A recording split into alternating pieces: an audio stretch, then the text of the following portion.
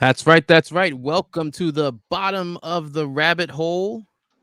We are live tonight. I want to thank everyone for joining us in the Matrix University Lecture Hall.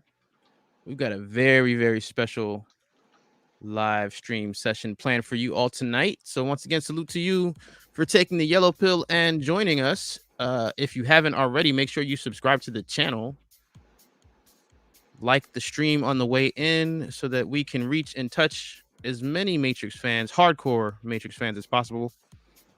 We only deal in extreme fandom of the Matrix universe here. But yeah, like I said, we've got a lot of things lined up for you tonight. It's a very, very special session because someone asked me in a comment section of a video a question about the oligarchs from one of our our previous live streams. You can see all of them on the playlist there, but he left a comment. I was like, you know what? That's a really good question that perhaps deserves its own live stream to dive into the answer to that question. Um, and then some other things happened in the Matrix universe news that really reinforced that. So before we get into that, um, let me just say hello to Matrix San. What's up? I see you in the room, Miss Beverly. Hello, Yellow Pillar. Kavion Davis. Hello, shout out to you. And I think you guys should have wrenches. I can't see that on the screen that I have here, but shout out to the the teaching assistants, the TAs, the mods. We need all the help we can get, making sure this remains a positive and happy place. On that note, I'm going to start with the unfortunate news. So on the community tab here in YouTube and on Instagram and Twitter, I shared the updated bunny logo silhouette that functions as like a subscribe button and a watermark on the videos. So I shared that to my social media platforms. And then the other day, I noticed this. Let me see if I can share my screen here. So here you have, the logo that I had, a freelance artist recreate the tattoo. And if you go to the next one, this user clearly just downloaded it and used the color tool. So, I was just asking online if that was a violation of Instagram's terms of service, because they make you read all these paragraphs. Most people don't read them at all. They just check okay and keep pushing. But I try my best to read all of them, and I know on one of the platforms, either YouTube, Twitter, or Instagram, I recall reading something about like once you post it or post something to the platform, while you may not own an individual copyright on it, it becomes the intellectual property of that platform. And through that, if another user reposts like a picture that you posted, that's a violation of terms of service. So I was just asking for clarity on those rules. And someone in the comments here, right, Kareen Sense 8, who posts a lot of good stuff on Twitter, Matrix Universe stuff, so give her a follow. She notified me of the actual original artist who made the bunny tattoo that we see on Bugs in the Matrix Resurrections, which I thought was pretty cool. And that's the thing, I encourage giving credit to the original artist when it comes to digital or any form of art, music, whatever. Even the articles that I reference in videos, in the description you'll find the link to the original article or the original upload. You should give credit where it's due. So she put me on to the original artist. I'm terrible with pronouncing names. I believe it's Virgo Pareso. So after giving me that information, I actually reached out to him on Instagram, and since then I asked if there was any, copyright issues on my end. And since then, he went ahead and liked the original post because I went back and tagged him and gave him credit, for his original design. And to me, that's the whole point of me even asking, what's going on. Number one, I don't want people to think that this is my account because it's absolutely not. Um, or related to anything that we're doing here. Um, and then number two, I feel like this is one of the reasons why like we've kind of switched over to this live stream format. Now, part of it is I've been really busy, with work, real world, balancing post production of Beyond the Glitch, the short film we're working on over here. So yeah, that's been a lot of it as well. But another factor is just I got so frustrated putting in several hours of editing work for some of these videos, research and all this stuff. And then you go read some blogger talking about all the stuff that's in the video and not giving credit to where they, got that information. It's just very, very frustrating as a content creator. And I get it, that's the YouTube matrix.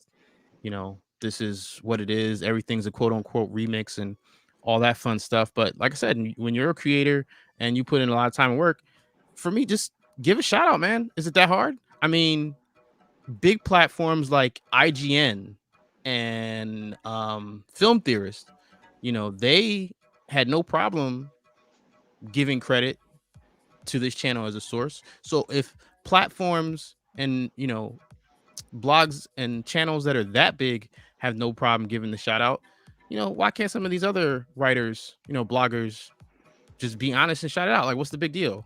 What's the problem? Obviously you're getting good content from here, but I digress.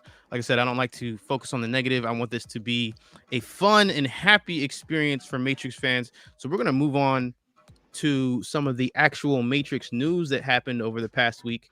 The first and easiest thing is going to be IMDb updated the total runtime for the Matrix Resurrections, which you can see here is 2 hours and 20 minutes. I believe I saw someone say that makes it technically the longest Matrix film. I'll be honest, I didn't go back and double check that as far as runtime, but we can pull that up now. I'm sorry, I just kind of started rambling on, but while I'm looking for that, Vesuvius, say hello to the class. Hey, Red Pills, how we doing? I'm here. So I believe the second longest was probably like Revolutions, right? I mean, at least it felt like the longest. I will check and see what the running time of the Matrix Revolutions is real quick. I think that they're all 2 hours and I think 14 minutes, 15 minutes, and 16 minutes. But I couldn't tell you which one's which. But they're all very close. Yeah, I'm trying to pull it up on imdb.com right now. Bear with me 1 second here. Revolutions. There we go. 2003. Yeah, so that says 2 hours 9 minutes. What did you say the other one was? The longest one was? I want to say 2 hours, 16 minutes. Oh, hold on a second here. imdb.com. Let's see if I can pull up.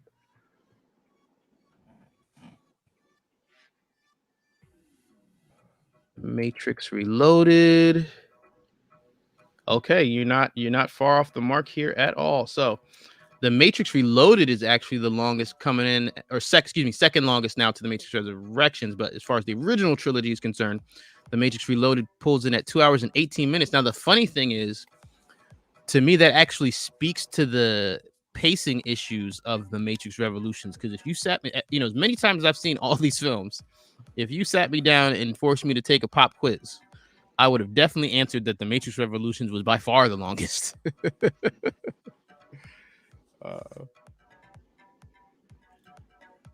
But yeah, so that information happened. I didn't notice any other Matrix Resurrections information updates. Did you catch anything other than just them adding the runtime? No, I didn't. No, I think that's about it. It's been, obviously we're going to talk about something else here shortly, but aside from that and the runtime, I don't think there's anything else. Oh, see, and I forgot to tweet out that we were live. Let me just do that real quick because I did tweet that out, I'm always terrible at remembering that. But yeah, but if you're I just, tell you, I'm sorry. Go ahead.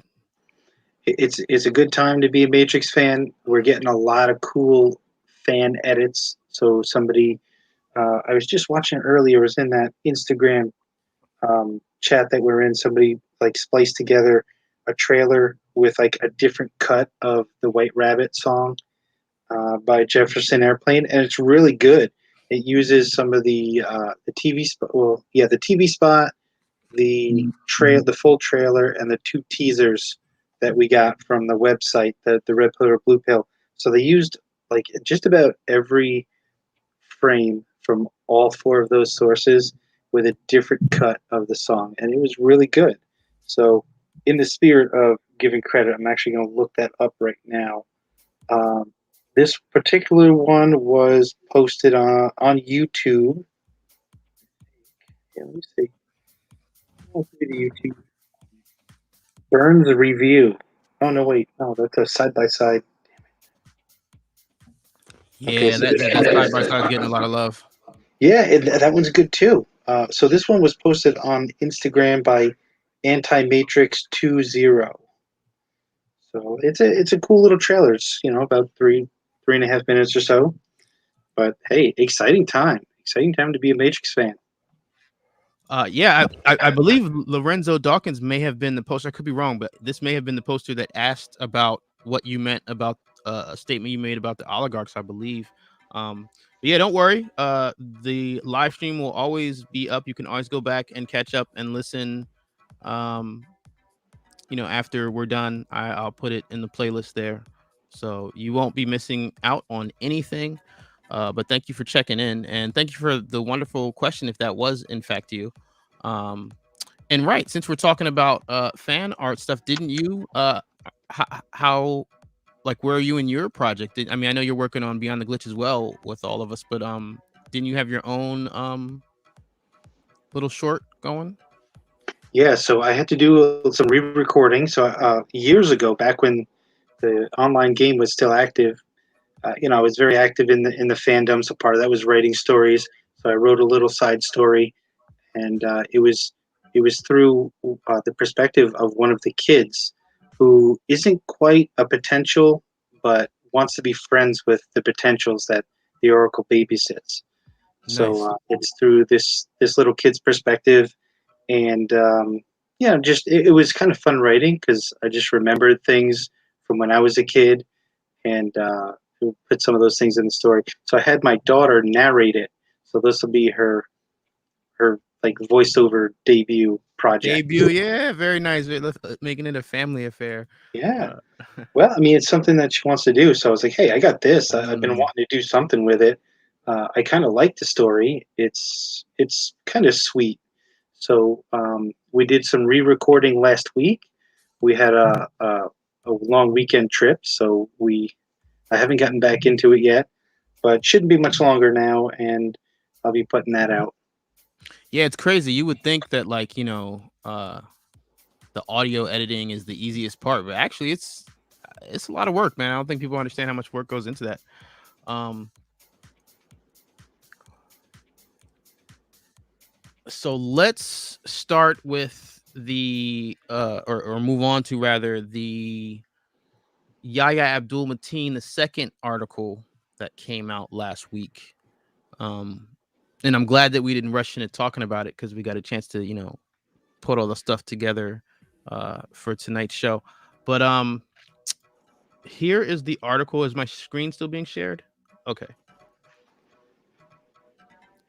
And with this, they actually shared some stills with us that I know like the main one wasn't in the trailer anywhere, right? Where they're what is it? Morpheus, Bugs, and Neo.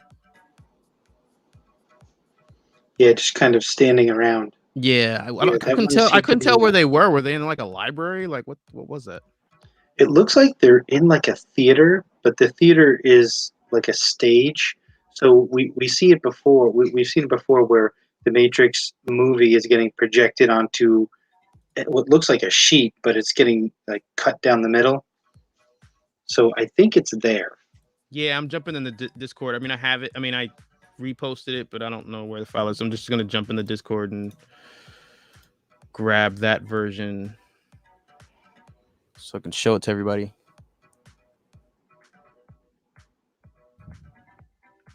Yeah, they're just kind of standing around. This particular one was the only one that looked new to me. The others look like just freeze frames from the trailer. From the trailer stuff we saw in the trailer, yeah, I felt the same way. Yeah, it's like I took screenshots of those like right away, and so did everybody else. Yeah, so this is the one. This one is the only one that looks new, and the thing that jumps out is the chair. Right, the chair is on stage, but I'm like, what's going on in the background here? Like, what is that? Maybe it's right, like I said, those are like theater seats, so maybe it's like a stage theater, like a play. Looks like a play. You know, the Matrix play. But to the left, kind of like right off the stage there, it looks like the computers and all the locating equipment, or if you played the game, Right. red pill extraction point, like equipment all set up. Right, yeah, like in the original when he looks at Trinity and says, "You did all this?" Yes. Hey, can we zoom in? Where's that? There you go. Look at the size of Yaya's feet. He's a tall guy. My goodness, this guy's feet. What size shoe is he? Could you see it past the hold on, let me take the comment off. That I don't know. I don't know if that was in the Men's Health article. This guy, like, I wonder if he played soccer. Like, he would score like 15 goals. All right, so let's jump into this article real quick because I feel like there's a lot, but there's not. So, but I want to start here because I think it's a good setup and segue into the oligarchs. So let's start with the article here. The title says Yahya Abdul-Mateen II decrypts the different iteration of Morpheus in the Matrix Resurrections. So now reading it out loud, and shout out to Entertainment Weekly for sharing the interview. I mean, it was probably sanctioned by Warner at some level, but that is kind of a clickbaity title based on what we get out of the article. Yeah, it was very cryptic. It was he encrypts the different iteration. It's not decrypted, it's more encrypted. Right. No, I totally agree. Semantic debate, but I agree. So it says Yahya Abdul-Mateen II. Oh, excuse me, I already read the title. The Aquaman star says it's not safe to assume he's playing the same Lawrence Fishburne character in the new sequel.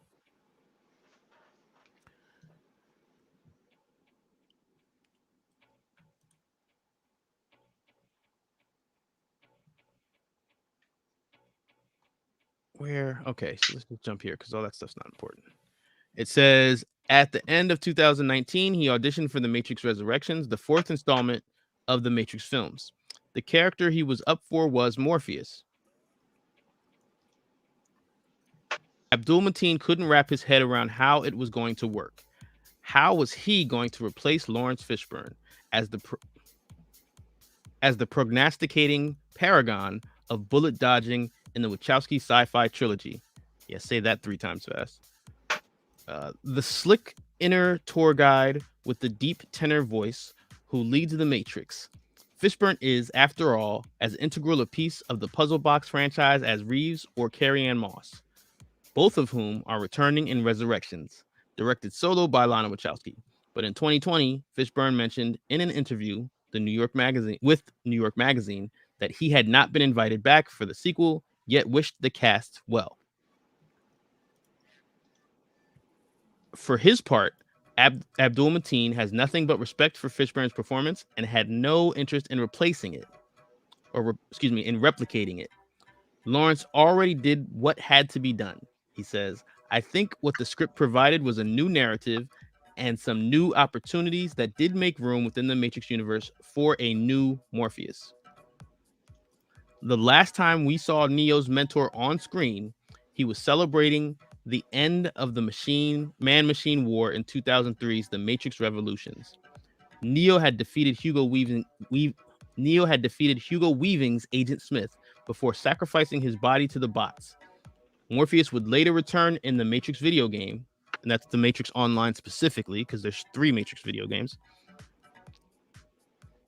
Morpheus would later return in a Matrix video game, a piece of the movie's extended canon, in which he seemingly died trying to recover Neo's remains.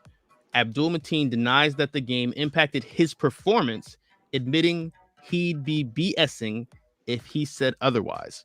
So I want to pause here because I feel like I saw some people online kind of coming at this like, oh, well, he said it didn't impact the game didn't impact anything. It's like, well, they didn't specifically say anything. He just said his performance. So to me, if Yahya Abdul-Mateen II didn't play the game, like, why would it impact his performance? You know what I'm saying? Like, does that make sense? Like, why? Like, as an actor, I feel like he would want to approach it differently anyway. So, like, I don't think he's going to come in there specifically trying to emulate Lawrence Fishburne. No, and why would you? He kind of even prefaced it by saying, he wouldn't want to replace him. So, this is an opportunity for something new. Now, just because he didn't play the game or look into the game and the events of the game doesn't mean that it didn't, still fit somewhere in the canon. Right. So it says beyond that, he says beyond that, Abdul-Mateen is pretty tight-lipped about the latest Matrix installment and his character's importance to its plot. And between Aquaman, Watchmen, and the forthcoming Mad Max Fury Road prequel movie for Furiosa, he knows how to keep a secret, or at least stick to an NDA. His one concession: this is definitely a different iteration of the character. So again, when you say different iteration of the character, that doesn't really tell us a lot. But what it says to me is that there's no reason to believe that my original theory is wrong, in that the version of Morpheus that we're going to see in the Matrix Resurrections is a Morpheus sim, like a simulacra. Like, I don't think that it's necessarily has to be the same sim. I mean, I didn't say that in the video either. I don't necessarily believe that the Yahya Abdul-Mateen II version of Morpheus in the Matrix 4 has to be the same sim that the General created in the Matrix Online. The point is that storyline could have inspired the idea of bringing the character back as a sim. So this would be the second Morpheus sim. Who the creator is, we don't know. Hopefully we will be given that answer. But I don't feel any reason to believe or back down from my original assessment from over a year ago. And that video is like, it's like one of my earliest videos. You got to really dig to find that one. But yeah, I feel like that kind of non-answer, I feel like it's just more evidence to support that original theory. What are your thoughts? I think that, well, just the word iteration, it just kind of means like a repetition. So I'm thinking, well, what are the options? So obviously we have a simulacra, which would be, something that, since we played that game, we would probably go to immediately. And for anyone that's not familiar with it, like, think of the woman in red. Like, she was a program, and although Mouse said, like, she didn't talk very much, she did have functions.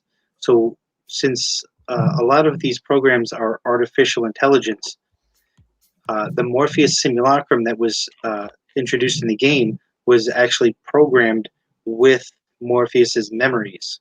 So it was kind of Morpheus, but he didn't behave like Morpheus. He chose his own way to behave. And he was actually a propaganda tool to actually incite conflict between the machines and the humans and the Merovingian side. So if it's not that, and actually there was at least two Morpheus simulacrum. I think one of them kind of like self-destructed or something. I have a vague recollection of that. I'd have to go back and look it up. But there was more than one, so there's no reason they can't be more. No, And they could even be. I'm sorry. It could even be reprogrammed, or who knows? It could be made from scratch. But it's basically a program. But in this case, since the Matrix is everything, everything that a person is only digitalized, it's taking those elements and creating a new program. Yeah, no, that's an interesting point that you brought up. I completely forgot about there being actually two different Sims in the game. And so the other option is, since the Matrix is a cyclical system, and we're talking like the cycle is going to repeat, which I think is going to be messy. So there's actually a lot of opportunity for some story and power grabs if they do try and recycle the Matrix to a seventh, or could be eighth, who knows. That actually would be an interesting story because it's not working the way it should. So if Morpheus is a character that has appeared in the first iteration, second, third, fourth, fifth, and the one that we know is sixth, if it's always Morpheus and this is just the next one, or I should say the next Morpheus to be specific, there's room for potential there. It's going to affect other characters, not just Morpheus, looping in this cycle. And there's one thing I think we talked about in the pre-show, or prep rather, just this idea, or rather in the Matrix Online, they never told us specifically where the general got the information to put together, Morpheus's memories to create this sim in the first place. In my video talking about the concept of the Matrix 4 version of Morpheus being a Morpheus sim, I pointed out in the game. What cinematic is that? I think we could just show the cinematic real quick. I think we're talking 9.2 or 9.3. No. Him eating the cookie. Yeah. That's 1.2. All right, let me see if I can grab that real quick. I know it's on here somewhere. Of course, I've got all those. What can I? So this is the one where Morpheus goes to visit the Oracle. You said 1.2, right? Yeah, it's 1.2. All right, I think I found it. So each of the chapters were broken down into sub-chapters. So each chapter had like 3 cinematics, 3 sets of critical missions, and then whatever live events were jammed into it. And that's how the story was told.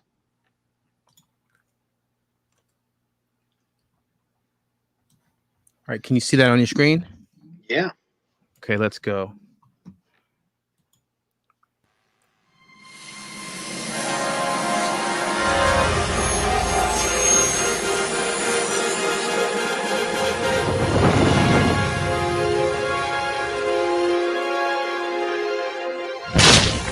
Good job, Morpheus. Good thing you weren't standing 3 feet closer. That was a cool shot. I think that was in the trailer too, him landing in front of Seraph. Please sit. Is this where he did it? You might say where I did it. You are what you eat, they say. I suppose this is where you offer me a cookie. I'll make the predictions around here. But I don't need second sight to know why you're here. What comes now? So as you can see there, he definitely took a bite of the cookie. So that was the point that I was bringing up, that, in that moment, the Oracle could have cached Morpheus. That could be the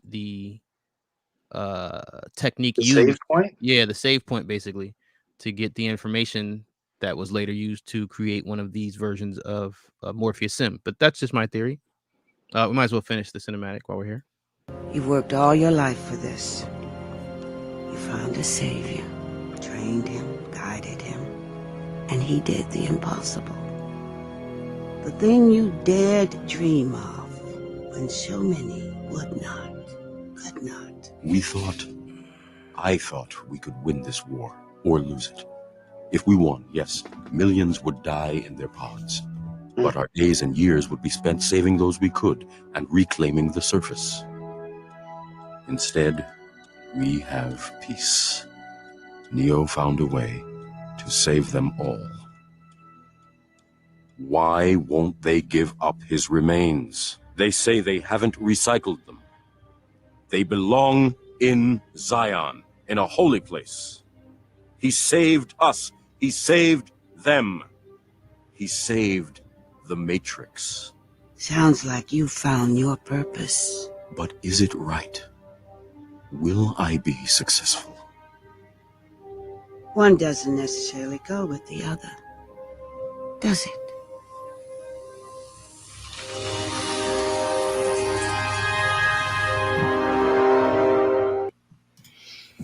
All right, so there you have it. I mean, like I said, I've seen that for a while as an opportunity to resurrect Morpheus after everything that happened in the next cinematic, which I'm not going to play. But Well, I want to point out we have Morpheus, voiced by Lawrence Fishburne specifically for this scene, and Oracle voiced by Mary Alice. I mean, it doesn't get any more official than that. oh yeah, I was definitely sucked in to the game at that time. I'm like, let's go. I mean, we're playing, we're living the story now. This is a great time. But before I jump back into the rest of that Yahya Abdul-Mateen article, something's going on in the chat here. David says, at Vesuvius in the game Path of Neo, there's also a part where you enter a movie theater and they are showing the movie. So and that came up, I guess, while we had this picture up here. And then you commented that you heard of that, but it's Path of Neo canon. Now, we did that live stream, one of our earlier live streams together, just going through every item of the Matrix universe to give our opinion on whether or not it was official canon as far as the movie trilogy was concerned, and how like Enter the Matrix ties in, and so on and so forth. And you have certain animatrix episodes that have characters from the live action film. And we both agreed that Path of Neo is one of the few, like one of only like 3 items that arguably we would say is not canon, because there are some things in there that go against the films. And in fact, with the Path of Neo specifically, the Wachowskis themselves tell you that it's not canon. That said, that doesn't mean that that particular scene didn't inspire this scene in the Matrix Resurrections. So Yeah, crazy that they remember all these things and they're implementing them. So, I'll go on and I'll see some details and I'll be like, yeah, it kind of looks like this from the Matrix Online. So I just do a side-by-side comparison, and there's quite a few of them. So there's no reason why not to take those little things. Hopefully everybody on the team there, the creative team, is coached up and has gone through the whole playbook as we have. yeah, and again, the Wachowskis were certainly involved in the Path of Neo video game, so I'm positive that all those jump back to previous references or inspirations from different Matrix universe installments are the work of Lana Wachowski, specifically in the writing room of the pit. All right, let's move on with this article here. It says, that's not to say that Abdul-Mateen isn't channeling some of the flair that Fishburne brought to the part. Through his extensive coaching with the stunt team, he was able to pull off his mostly physical, demanding role to date by replicating some classic Morpheus martial arts moves. In one sequence, he spars with Neo in a training session, just as Fishburne and Reeves did in the first film. I play a character who's definitely aware of the history of the Matrix and the history of Morpheus, he says. This character is on a journey of self-discovery. There's a lot in our story that's about growth, defining your own path. Morpheus isn't exempt from that. Having two actors playing the same character isn't unprecedented in the Matrix cinematic universe. Gloria Foster was introduced as the Oracle, a program within the Matrix that can predict the future, in the first movie before returning for 2003's Reloaded sequel. But Mary Alice took over for her in Revolutions after Foster passed away from diabetes in between films. The switch was finessed into the script. The Oracle explained how her previous body had been destroyed by a villainous program. Is this the case for the new Morpheus? Abdul-Mateen isn't telling. What the viewers will come to understand is that there are many rules of the Matrix, he says. Age, appearance, the things we identify as real can be manipulated in that world. The Matrix is where anything is possible. So yeah, that's one thing. Reading this, it says the Oracle explained how her previous body had been destroyed by a villainous program, which happens again in the Matrix Online. It does. Yeah, but she was resurrected. See what I did there? Yeah, she was resurrected once again.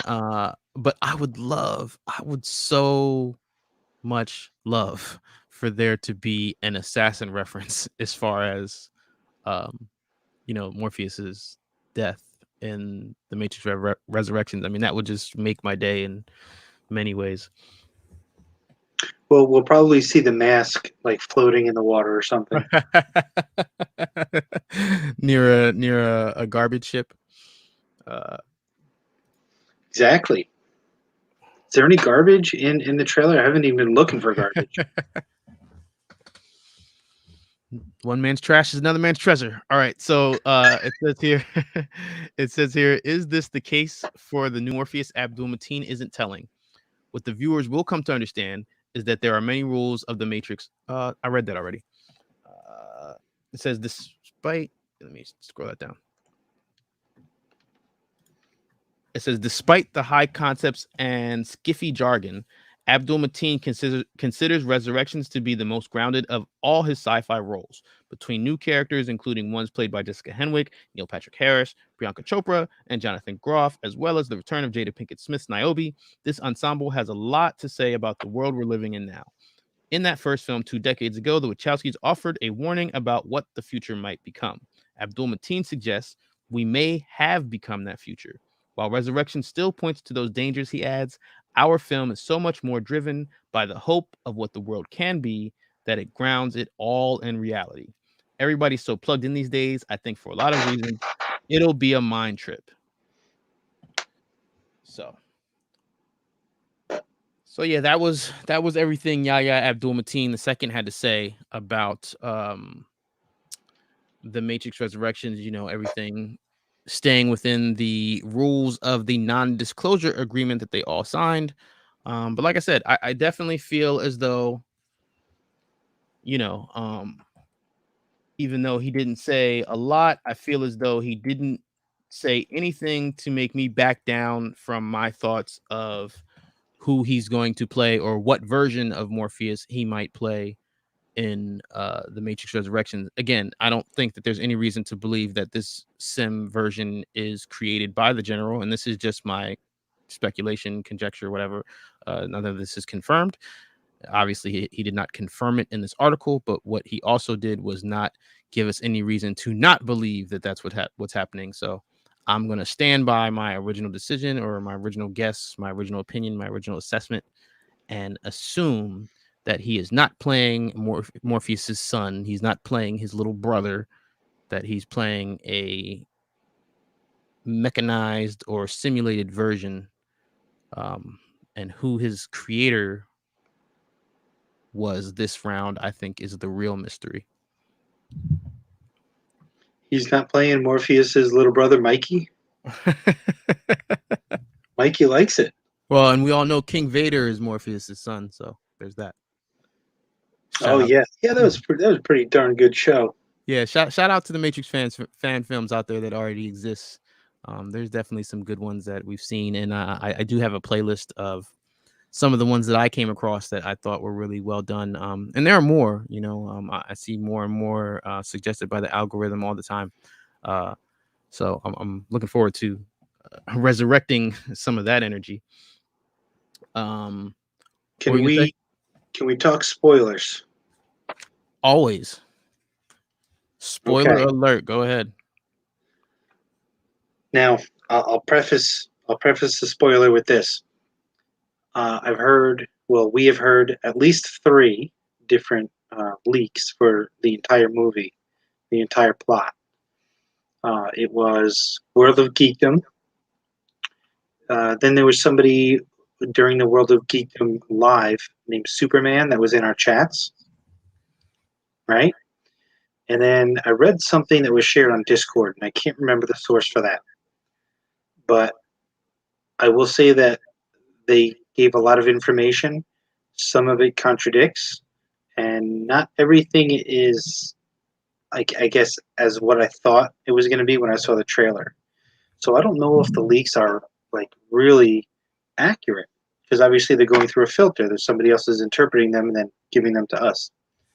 Not only is there the telephone game factor, but my biggest beef is what I've been saying, reading some of these blog articles all along with the whole young Morpheus story. And I think I even mentioned this in one of those in that video where I give my theory on the Morpheus sim and walk you through our fan fiction of the Matrix Online at the time and how I kind of came to that conclusion.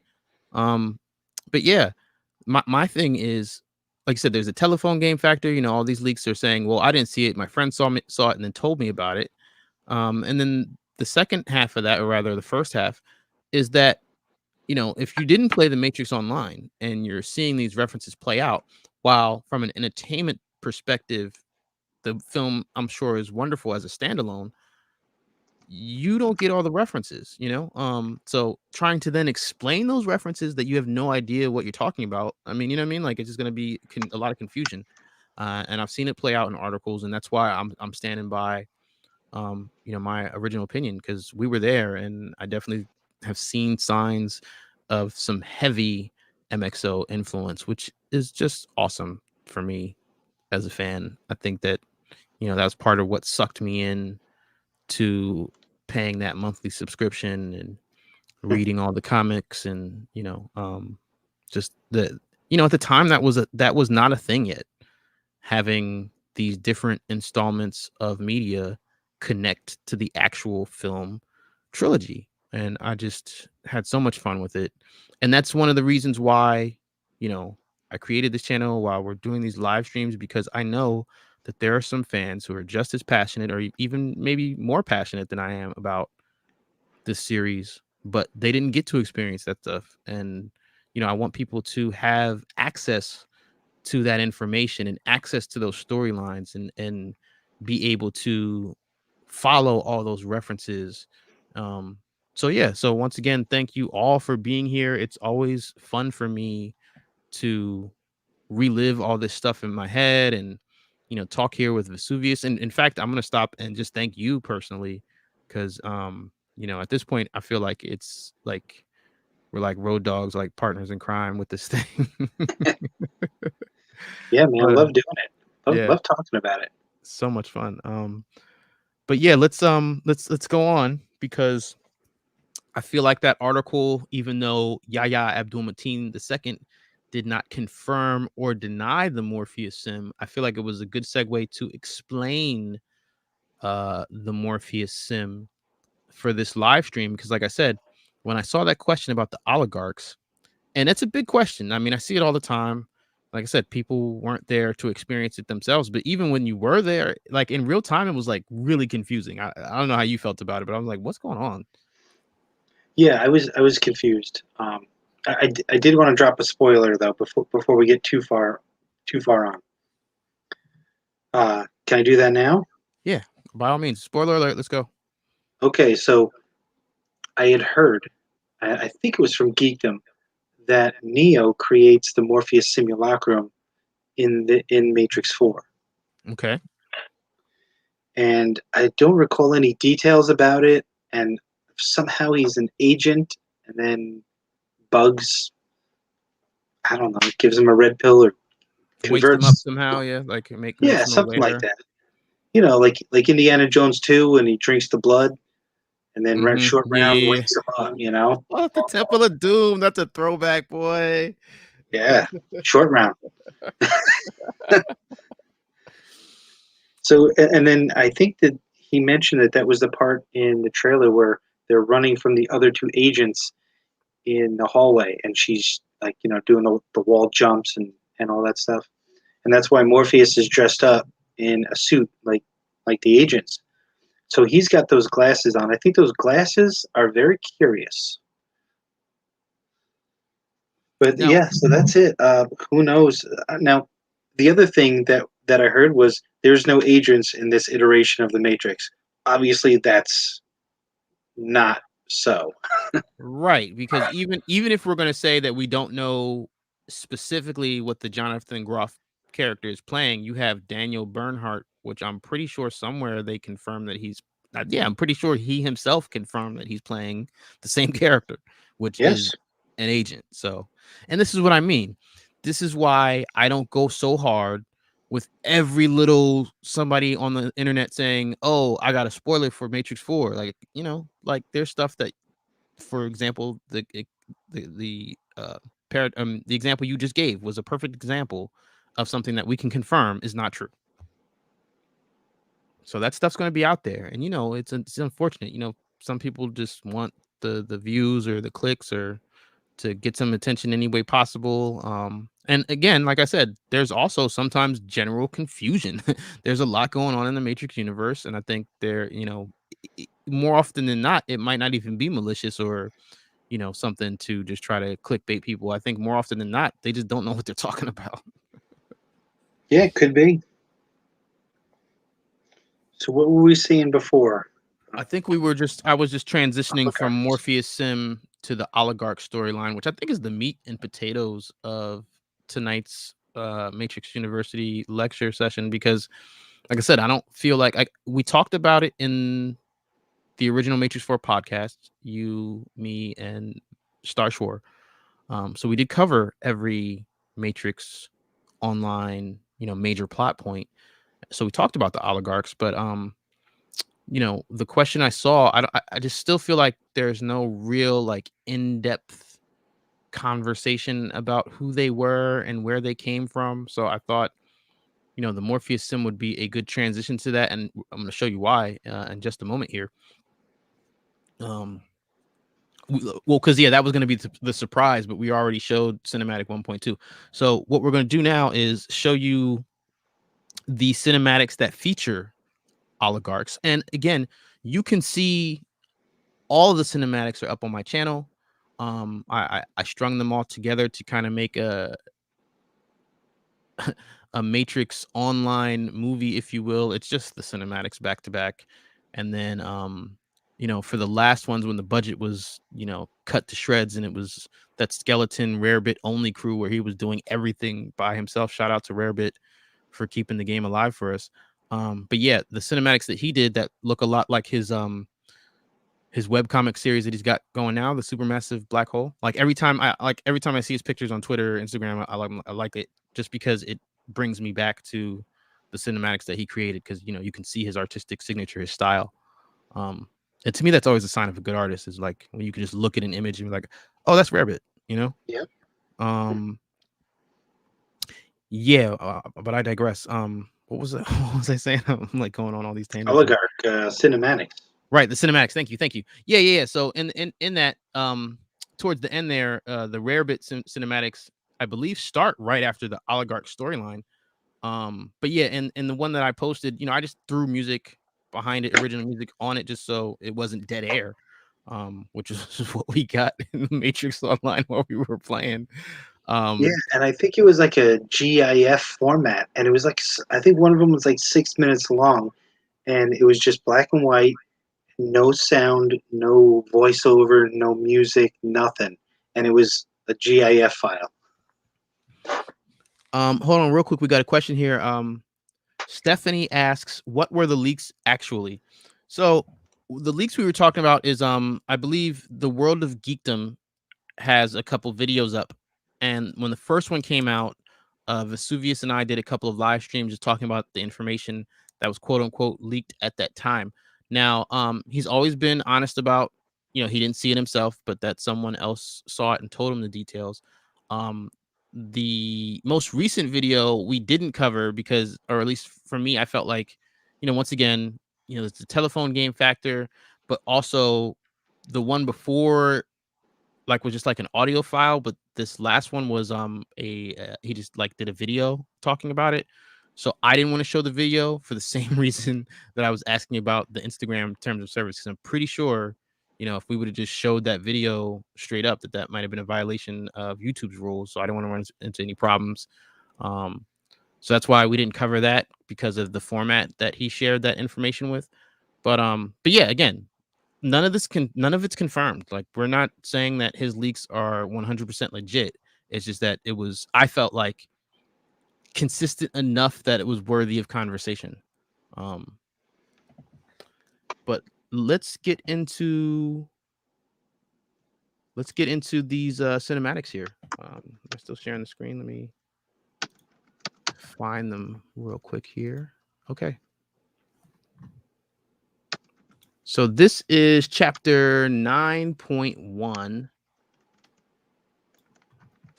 Is where it's the first appearance of an oligarch in a cinematic in the Matrix Online.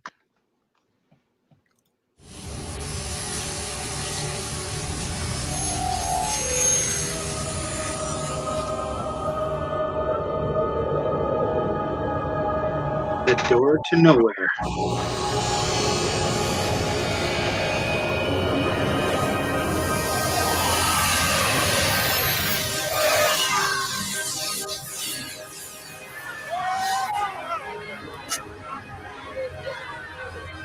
Oh my God! Look! Who is it? Who is it?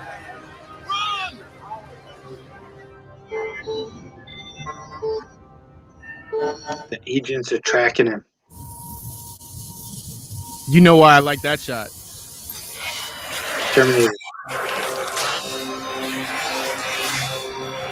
Do not resist. You are required.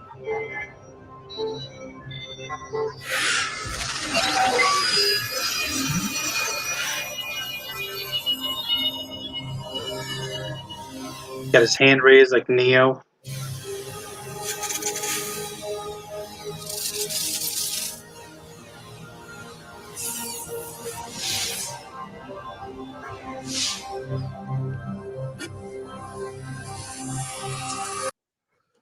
Okay, so like I said, he had his hands raised like Neo, and it comes in and like just completely destroys agents with no problem.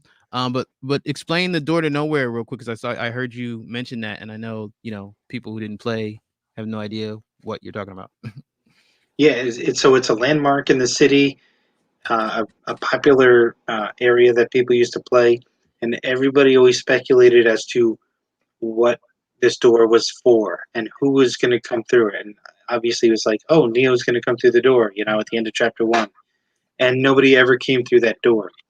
Now, the backstory is it's like the neighborhood is called Roger's Way, and Roger was somebody who, in a past iteration of the Matrix, held off the machines while Neo made his way to the architect's office and eventually the source. Well, I shouldn't say Neo. The fifth one made his way to the source. So that person was kind of memorialized through this staircase and door. But that's pretty much all we know about it. And real quick here, shout out to Franz. He says, I hope I'm in time. We are still going strong. We just started the cinematics, but as you know, you can always go back to the live stream playlist and get caught up on what you missed. Anybody just now joining us, please make sure you like the stream. We want to touch as many hardcore Matrix fans as we can, and we're going to go ahead and move on to 9.2. And this is the big one. This is like, I'm just going to play it.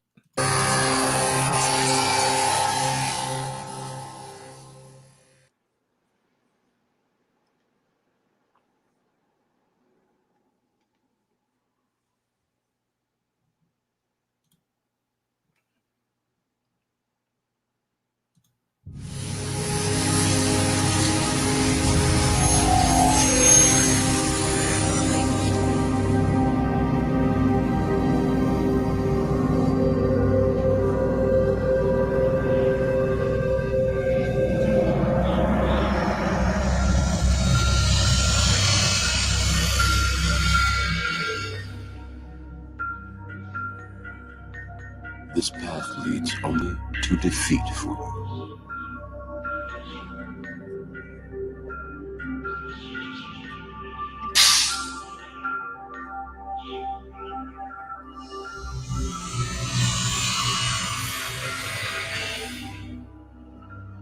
Yep.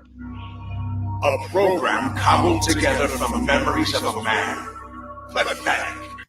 So real quick before I forget, he said a program cobbled together from memories of a man. So that's like the perfect description of the general's version of the Morpheus sim. And I just wanted to stop and point that out because when I watch a cinematic preparing for this live stream, I'm like, man, how did I forget this whole time? Because when this cinematic came out in real time, like when the game was still live, I was sucked in. Like this actually got me, really excited to play. But I'll let it finish before we get back into that. Yes, the feeble effort of an amateur. Not at all like you. Damn you. If I thought that was a joke, I'd have you deleted. Where's the one I want? As we explained, we do not.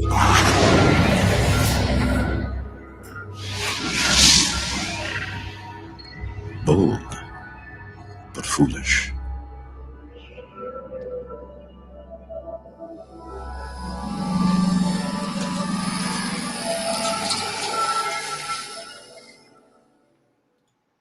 So real quick, shout out to 695 joining us in the live here. Let me know if you have a wrench because I tried to give you a mod wrench. If you don't, just hit me up on the Discord. But right, so back to the cinematic. Well, why don't you tell everybody what's going on there? Okay, so our intruder here, I believe his name is Halborn. He's looking for a program. And we come to learn that this program is a familiar character. Oh, he's looking for Neo, right? Not really. No. Close, right? Close. Now he refers to this character as the One. So we think he's looking. Very interesting. Yeah. We think he's looking for Neo because he's coming in. He's asking about Neo and Trinity, and obviously Neo is the one with all the powers. When we first see this character, he's looking at a screen, and it shows Neo talking to Deus Ex Machina. And it's like, oh, interesting. Huh. Deus Ex Machina is accepted here, by the way. Okay, yeah. I'm just. Somebody pointed out my pronunciation on that. And I'm like, yeah, people will nitpick the hell out of your pronunciations on stuff that doesn't matter. But go ahead. Well, I copy the way the Oracle said it in one of the audio clips. Yeah. So, so this person is looking for this program, and we come to find out who the program is and why they're looking for the program. But he basically threatens the architect with deletion because the architect is now in the Matrix and susceptible to the rules of the Matrix to some degree. I don't think he's as susceptible as an agent, but we saw what our architect or our intruder did to the agents. He has the ability to override machine code, and that's what the waving of the hand and deleting all of the agents was. And we're going to get into that in more depth. Yeah, we're going to get into that in more depth after the last cinematic, but I totally agree. And they use these override powers to kind of take over exile programs and machine programs and use them as like NPCs for players to fight against, which is interesting because that's something that we suspect might happen in the next movie. That kind of override or overwriting. So Morpheus is kind of calls out the architect's shit there. And, it says, what was it that he said? If I thought that was a joke, I'd have you deleted. No, well, yeah, Morpheus kind of said something in there too. Bold but foolish. Yes, yeah. Telling the architect oh, that was bold to kind of stand up to the oligarch, but possibly foolish because he probably could have deleted the architect right there. That's what I get from that exchange. Right, and also, I think it speaks to Morpheus, being a sim created by the general, just because the general is still a sentinel, right? Yeah, the general is a sentinel on the real world, and obviously a program on the inside. Right. So a program from the real world created this Morpheus sim, but we'll get more into the subroutines and what all that means after this next cinematic. Um, so yeah, let's play 9. This is chapter 9.3. We're gonna play now.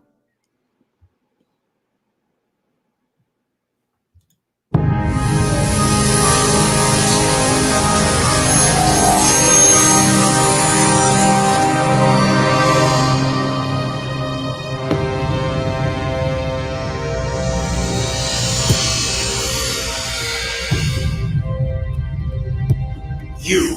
What are you doing here? It looked as though you were having such fun. I thought I'd join you. Mind your own damn business. Oh, I am.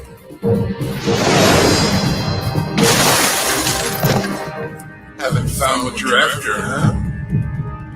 A matter of time.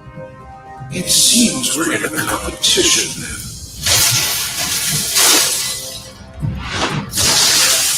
This is a distraction.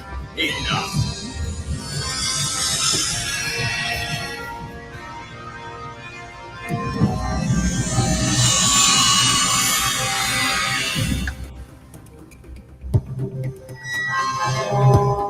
Reporting.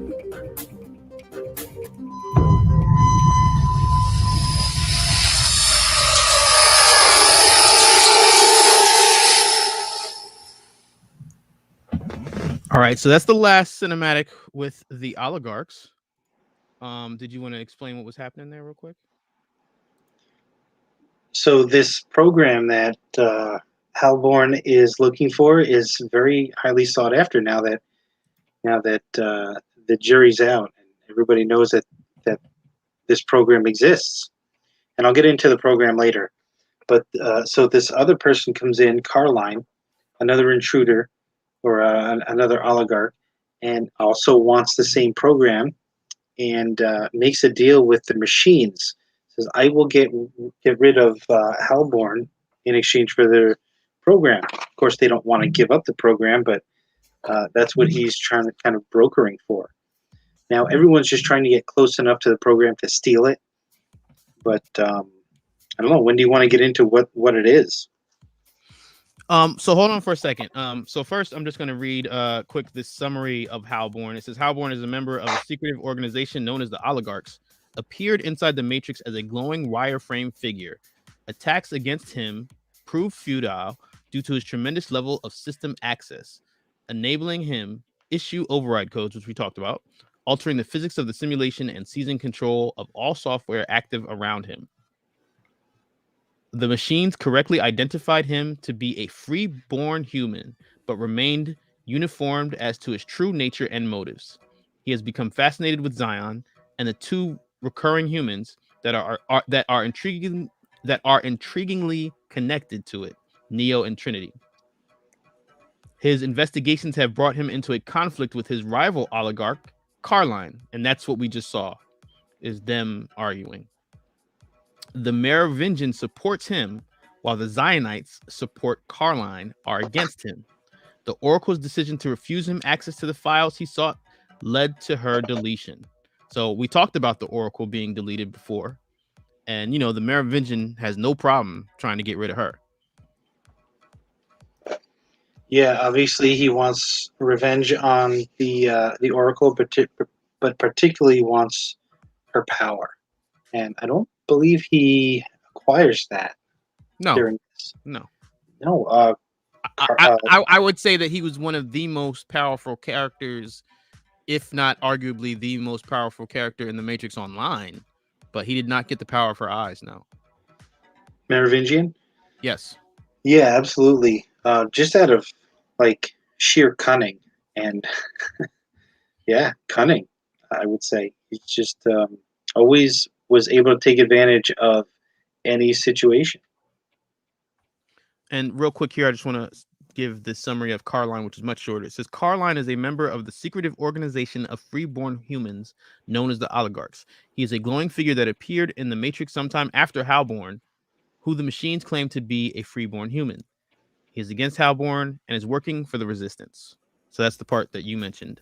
I guess now I'll just go ahead so that you can get into what you want to talk about. I'm just going to go ahead and read this kind of overall archive backstory of who the Oligarchs are and, you know, how they have this subroutine power.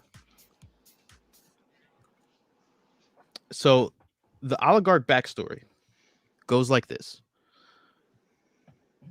The group of humans calling themselves the Oligarchs are the survivors of a group of thoroughly unscrupulous business people, politicians, socialites, scientists, etc., who pooled their resources in an effort to corrupt the machines before the war, when the machines had successfully rebelled from humanity and formed their own city, 01, which was rapidly establishing itself as the world's economic powerhouse.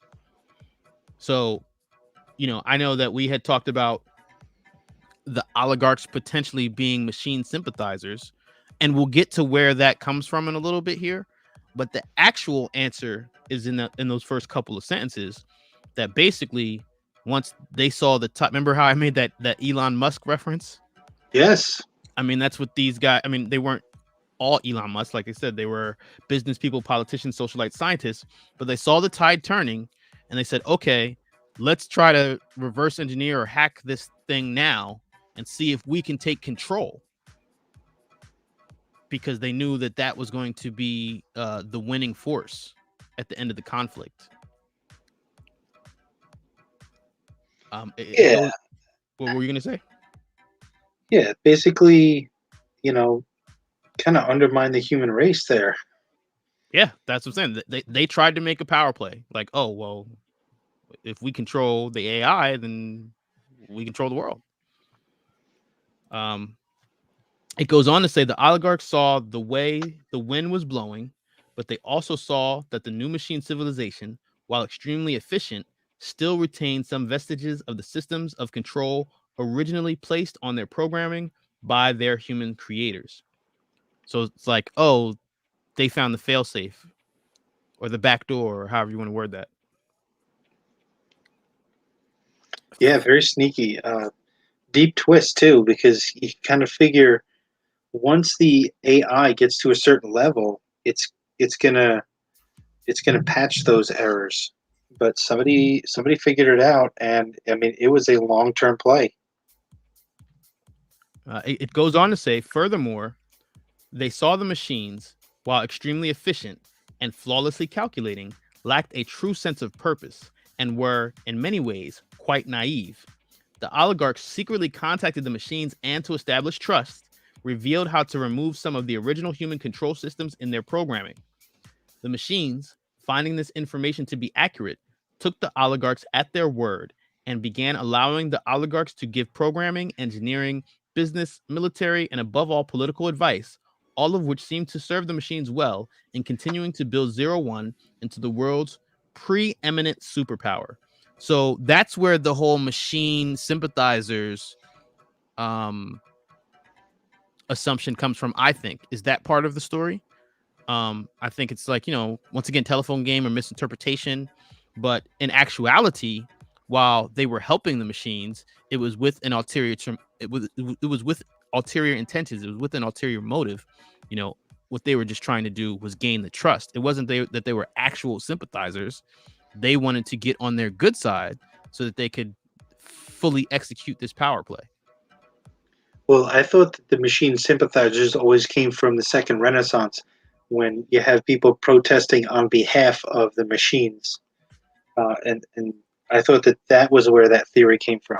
Well, that's what I'm saying. That's the link, though. Like, yes, you're right. The sympathizers are the protesters in the news, but the protesters in the news aren't these people who were the oligarchs. You see what I'm saying? Like, I feel like that jump between saying that the sympathizers, the protesters, and the news are the oligarchs is because the oligarchs did take the time to do the machines favors and earn their trust.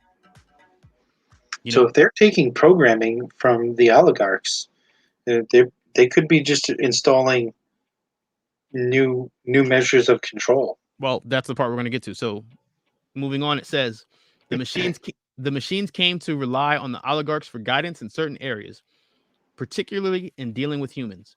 The oligarchs took advantage of this trust, implanting new, much more subtle and sophisticated control routines in the machine mainframes. Over the course of the ensuing man-machine war, the oligarchs showed the machines how to subjugate the humans most effectively, using tactics and weapons designed to inspire terror as much as to inflict physical damage. The darkening of the skies by humanity was a setback, but one to which the machines were able to adopt simply by switching from solar to nuclear power. So that's a big one. That's a big bomb right there, because, I've heard people talk about, I even did the video, what was that? The solving the battery problem, talking about potential alternate power sources. So this tells us that they switched to nuclear, which I'm pretty sure I said in that video. If not that video, it might have been the second Renaissance video, but I definitely mentioned that, nuclear power was probably the most likely at that stage. And, they might perhaps could have used the same geothermic heat that the people in Zion were using as well. But this clearly tells us that they used nuclear power at that stage. It then says the role of caretakers still deep in their programming from their days as man's helpers. The machines built the matrix to house a remnant of humanity, preserving every genetic variety they considered sufficiently efficient to large enough numbers to avoid the danger of eventual inbreeding. Okay, so what I like about that is, I've seen this conversation, I believe, on Reddit, right? Somebody showed me that on one of the Discords, right? And there's this whole debate about, how could you get to 250,000 people, 250,000 people by the 6th version when you only start with 23 people? And they're saying that that's impossible. And I'm like, well, if you do the math, that's an average of 6.8 new people, whether they be freeborn, red pill, oracle potentials. It's an average of 6.8 people a day over the course of 100 years. Now, of course, that's just the average.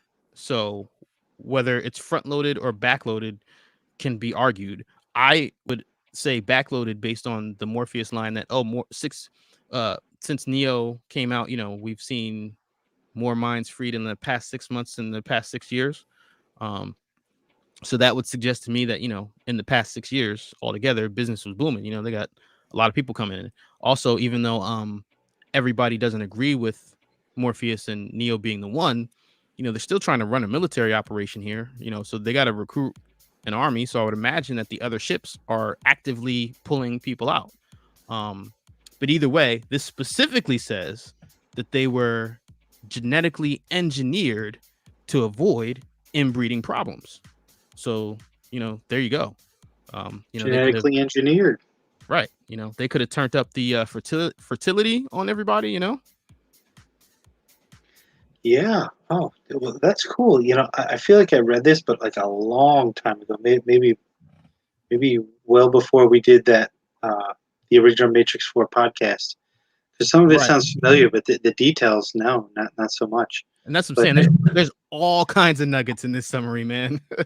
Now, I don't want to go down a rabbit hole here, but the number 23, the 23 individuals, I think it's a little bit more, not by much, because you figure Neo, or the one, is number 24. That gives you a 2-to-1 ratio, 2 girls for every guy.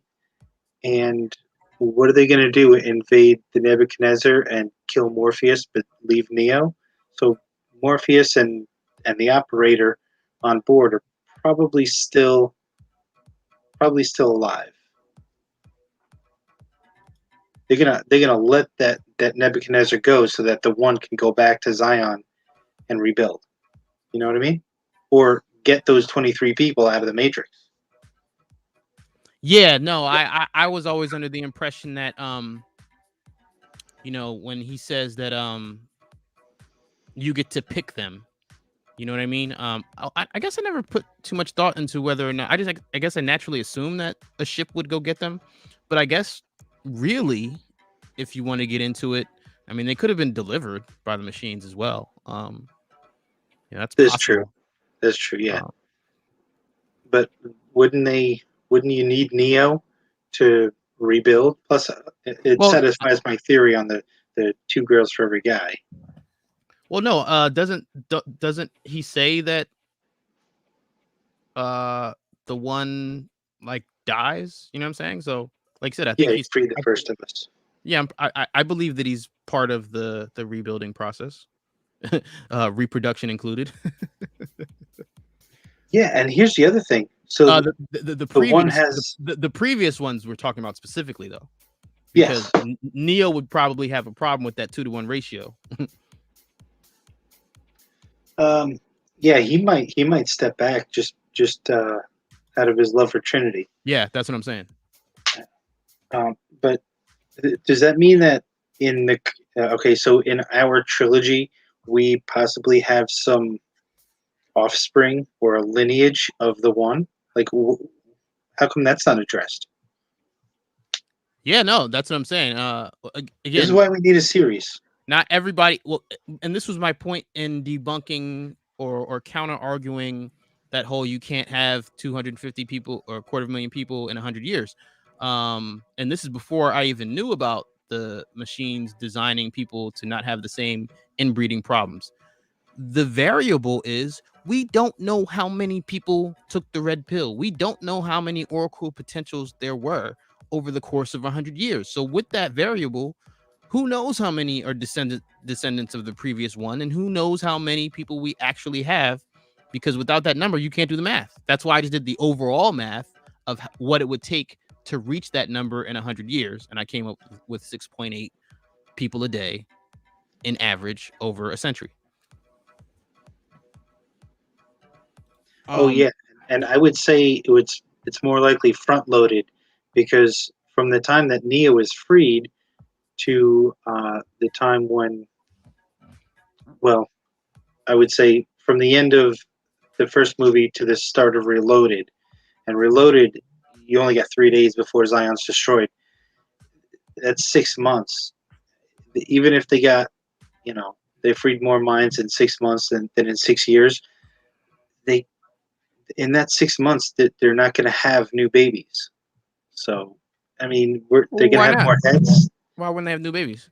Well, it's 9-month gestation period.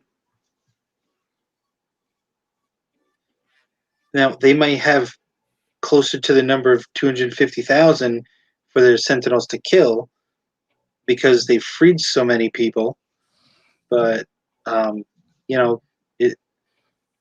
so I guess, I don't know, the equation is going to have some variables, and it's going to be more on the, people are still having babies, but it's going to a slower process than unplugging all these people. Well, that's what I was going to say. I mean, this might be the first time we disagreed in 2 years, but I didn't agree with the front loaded argument before I found out about the genetic, preventing of inbreeding. But my logic is just in the sense of, like I said, when you're talking about freeborns, tanks, the dozers, if you have more people in the general population, that's more people in ships to pull people out, and that's more people who can potentially have babies. I mean, even if there's a 9-month cycle per mother, you still have that overlapping. You know what I'm saying? Like, how many people are born a day in the world right now? You know what I'm saying? Like, the more people you have, the more potential babies you can have. So that's why, to me, logically, the number is probably backloaded because you have a bigger population overall to contribute to, once again, making babies or pulling people out of the Matrix. Yeah, I mean, they probably have more raves, towards the Right. You know, yeah, you know how those parties end. We know how those parties end. Lock, cock block in there a little bit because he knows. So we have Eternity in the chat. Oh yeah, speaking of the chat, Eternity is here. Thank you for the super chat. Always appreciate the Matrix University tithings. And don't hesitate to type and share a message when you guys share a super chat. I do my best. I try to make sure that I read all these super chat messages out loud as a sign of appreciation for you guys donating and helping the channel grow. It's greatly appreciated. Thank you. So let's get back to the rest of the summary here because I'm not done. There's more. Right. So we left off with the genetically engineered prevention of inbreeding. It goes on to say the oligarchs continue to deal with various high-level machines in the real, such as Deus Ex Machina, aka Deus Ex Machina. And are we aware of the architect program that oversees the Matrix, but are not aware that the architect was made use of an intuitive program, the Oracle, or that those two programs have engineered a system whereby some humans are allowed to live outside the Matrix, which had been running on a cyclical basis, regulated by two genomes, so carefully bred and manipulated by the machines that they have reached an unprecedented state of human/machine compatibility, Neo and Trinity. So let's stop right there. Yeah, that's major. That's major because that verifies a lot of your BIP theory, right? It does. I mean, it's not so much my theory. It's what I've learned from the story that was given to us. It's just, I mentioned before. Each chapter had 3 subchapters. Each subchapter had 5 missions. You had 3 organizations. You had to do minimum 15 missions to get some of that story. Then you get the cinematic. Then you get the live events. You know, 5 organizations. How many live events do you have to attend to get all of this story? We only got the entire story at the end when Julio Angel Ortiz put our archive together.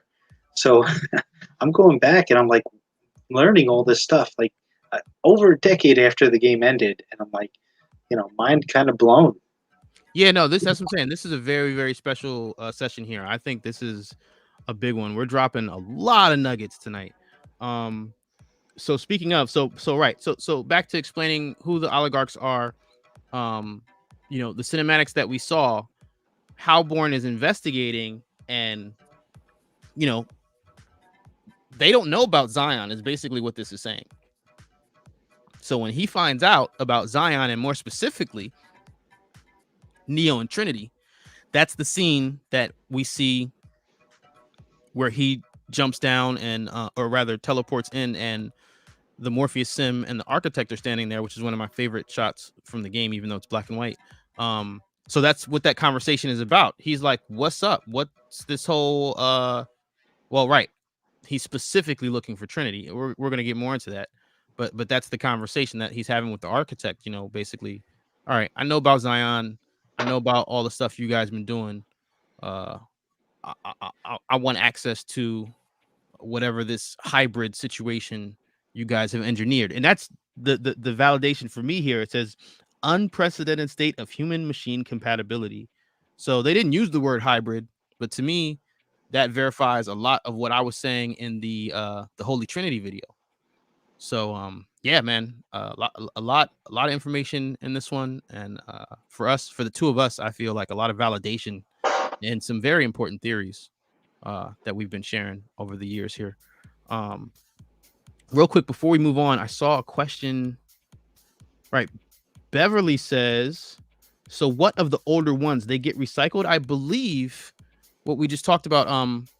I believe that the previous ones helped rebuild Zion, and I believe that they are, buried or somehow honored when they passed in Zion. And I think that was part of the reason why Morpheus was so zealous when it came to gathering Neo's remains, because of the tradition. of the one, and them not being able to honor that. In the case of Neo, the one who fulfilled the prophecy and truly ended the war. So that's just my theory on that. I don't know that we have a real answer to that. I'd still love for them to do a previous one story. I know the Wachowskis talked about it in an interview years and years and years ago, that was a storyline that they wanted to explore. We have not seen it yet, but I know I'm not alone when I say that I'd love to see one of those stories play out officially. Oh, that would be awesome. That would be awesome. Yeah. So I'm just going to throw out, what's his name? Sparks, the operator from Enter the Matrix, mentioned 2 burials. There was the gardens and there was something else. Do you prefer something or the gardens? So maybe the gardens is like a burial, and then they did have some vegetation, because we know from the Miller's Tale that they could grow wheat. I believe they could grow wheat in Zion, but it was so little that they had a bread feast like once a year. So maybe, or maybe twice a year or something like that. Very low number. Like Very low number. Something like that. But I don't. Maybe that's the gardens. Maybe the gardens and the wheat field are the same, and once a year you consume the one. Like fertilizer. Soylent Green. They made me read that in school, man.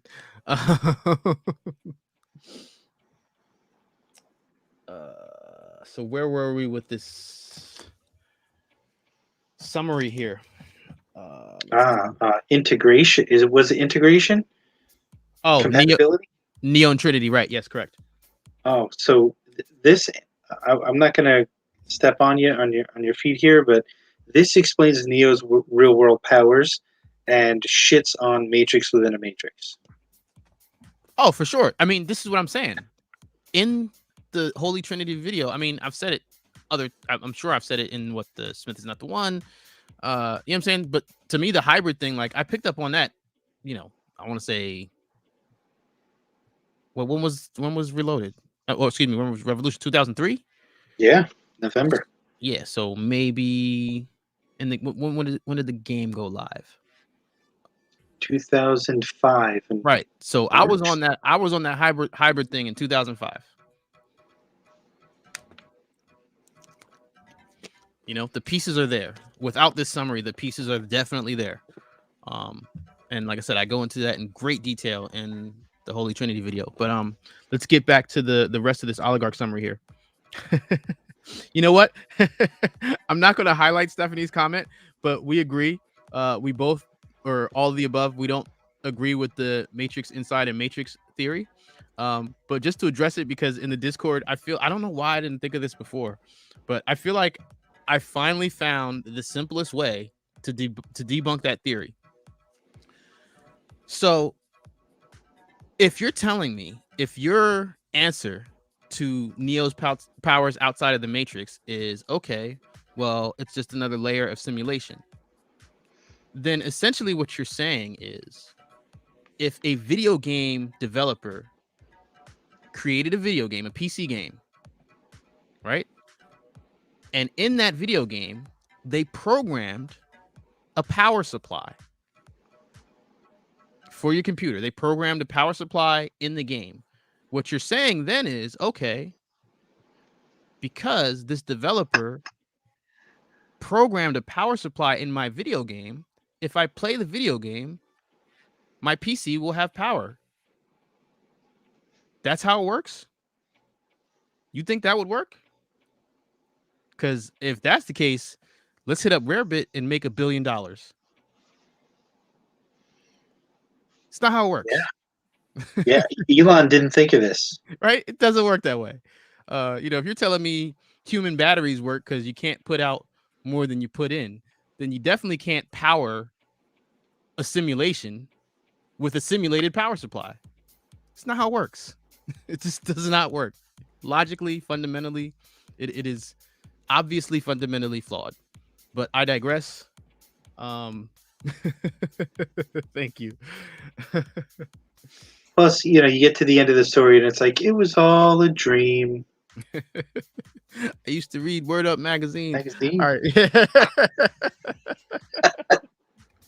All right, we're having too much fun. So it goes on to say, after essentially conquering the world, for which the machines cared relatively little, feeling themselves self-sufficient inside their own city, some of the oligarchs warred among themselves, which is such a human thing to do. Their number was reduced to just above 100 when the majority forced a tenuous ceasefire, establishing a simple majority government composed solely of oligarchs to regulate access to the matrix and to arbitrate in disputes. They divided up the non-machine controlled portions of the Earth's surface, the vast majority, into private kingdoms. Now, in the game, we know this is the no-fly zones. Yes. The machines and the oligarchs have maintained an uneasy alliance. The control routines planted deep in machine mainframes before the war, however, have subtly pushed the balance in the oligarchs' favor. Machines feel uneasy saying no to an oligarch, although they perhaps cannot say why. Now, and that speaks to what I was saying about, the Morpheus sim being created by the general in that line where he says bold but foolish. It's like, oh man, you're brave, standing, saying anything that's not yes sir. Yeah. Each oligarch is now allowed to withdraw a certain number of humans per year from the matrix for their own purposes. Humans withdrawn from the matrix are carefully sterilized. The oligarchs, with the aid of machine science, long ago developed a technique that allowed them to transfer their consciousness as a computer program. They now exist in mainframes, experiencing life via remote-controlled life-like android bodies. So that's like a big, transhumanism kind of concept there. That the oligarchs' consciousness is actually in a mainframe, and that they control these androids in the real world. The remaining oligarchs are thoroughly immoral and by old human standards more or less insane. The oligarchs thus have a particular interest in true transfer of consciousness to a human host. So basically, they're like, yeah, we're tired of this mainframe android remote control body thing. We want real bodies again. Can I throw something out there? Yeah, jump on in. Smith Bane. Oh, there's definitely a reference to that. Good. Dude, you're 2 for 2. Like, as soon as you say that, it's the next sentence. Oh. So while they have as yet been unable to achieve this feat, the machines have now come close. Bane was a version of Smith transferred, flawed, to a human host, and Kryptos was mostly overwritten by a program, although this has proven to be unstable. Furthermore, Neo and Trinity were the successful result of the machine's centuries of study of the human body and genetics. Designed as the architect mentioned to Neo, they solved the remainder of the intentionally flawed matrix equation. Their DNA is perfected to the point that it can be defined precisely and completely in computer code, and most importantly, interfaced perfectly with computer code. How previous ones return to the source, for instance, and how the Oracle was able to predict the complex pattern of Neo and Trinity's interaction so precisely, guiding it to her desired outcome. So that's interesting because previously, we just had this conversation. We mentioned that we both kind of just naturally assumed that Neo or the previous ones were part of the rebuild process. But this kind of makes it sound like he just picks the people and then returns to the source, and that's the end of that. Which is interesting because, I've always said that when it comes to inaccuracies, Morpheus is in the lead. And, if that's the case, this would speak to that because Morpheus was talking about legend. So of course he wasn't actually there, so he could have gotten that part of the story wrong. Did you have any thoughts on that before I continue? Yeah, I guess what I was going to say was Morpheus makes it seem, with his words, that the previous one survived because he freed the first of us and taught us the truth. Right, taught us the truth line. Right, taught us the truth line. Yes. Which he kind of, our version 6 Neo doesn't do that because he gets out of the architect's office and he's like, "Oh yeah, it was just a system of control." And he's like, "Who told you that?" And he's like, "It doesn't matter." So he doesn't like show all of the cards. He kind of keeps it to himself. And then Morpheus's next line is, "When he died." So it's like, I don't know, like when did he die? Did he taught you the truth and then stated the source? It's like, no, I don't know. I get the feeling like he lived for a couple of years and then passed away. What's Link's wife's name? Z. Right, Z, or to quote Z, Morpheus is crazy. But he's our narrator at that point, and right. I know that they're going to tell us the story that they want to tell us, but that's something that I thought when I first watched it was like, there was a man born inside who had the ability to change. It was he who freed the first of us, taught us the truth. When he died, I think I'm getting this word for word. When he died, the oracle prophesied his return. It just seems like he's there, like prophet or teaching, before he eventually dies. So real quick, Professor Art asks, could they have programmed the Matrix with a fail-safe shutdown code? I mean, I believe that that's kind of the ultimate threat, right? I think that's part of the leverage that they carry, that they do at least have the machines believe that they have that ability. Well, why would they need to shut them down if they can control them absolutely? Right. That's what I'm saying. That they don't want to, but I'm just saying the threat of that could be part of the subtle control. You know what I mean?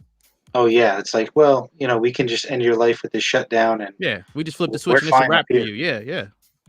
We got the kill switch, baby. Plus, I don't remember what comes in the next few paragraphs. You ready for me to move on? Yeah. Okay. Let's see where we were here. Okay. The machines did not see a reason to share this information with the oligarchs, and that's in reference to Neo and Trinity. In the period since the war, as they have been left to babysit the Matrix while the oligarchs fritter away the Earth's resources in selfish endeavors, a certain amount of what humans would call resentment towards the oligarch has built up among the machines, although the machines do not speak of it, even among themselves. Habits and routines of subservience to the oligarchs, bolstered by the viral oligarch control programs, have grown strong. Carline, bored while stopping by Machine City to pick up more humans and check in on the machines, was skimming through recent activity records when he found the incident of Neo, a human, free in Machine City, confronting Deus Ex Machina, also known as Deus Ex Machina, interested in this novel development. He investigated and found that while Neo, a carefully designed human, was deleted along with the Smith virus, the human designed to work perfect with him, Trinity, her body, fatally injured in crashing her hovercraft into Machine City, had been preserved in code by the machines. So there you have it. They say in this summary that Trinity was cached by the machines in code format, and that this is possible because of Neo and Trinity's hybrid machine status. Now we have a possible explanation for why Neo looks at Trinity in the trailer and she has code running up her neck. Mm-hmm. Which, well, we're almost at the end here, so I'm just going to go and power through this, all right? Carline forces the machines to give her up and takes her in program form with him when he goes back to his territory. Although Carline attempts to keep his discovery a secret, Halborn learns of the existence of the Trinity program, a program embodying a genetic design allowing the perfect integration with machine code, printed as artificial DNA and implanted into a correctly prepared fetal cell. This program could allow bodies to be grown that were completely organic, yet able to be interfaced with the machines. Perfect vessels for an oligarch to inhabit, at last able to enjoy the full range of human feeling once again. Halborn begins watching Machine City carefully, hoping to get a similar program for himself, and aware that the escape of these human programs indicates that the machines are up to something, or perhaps losing control of their inmates. Prison industrial complex reference. There it is. He observes the machine sentinel fleet dispatched to attack the general, and deciding that this time is ripe, travels to Machine City. The machines disavow authorship of the Trinity program, claiming she was a human terrorist outside of their control, as she made use of a hack to awaken from the system. The oligarchs, not entirely convinced, enter the Matrix to investigate. And that's the end of the summary.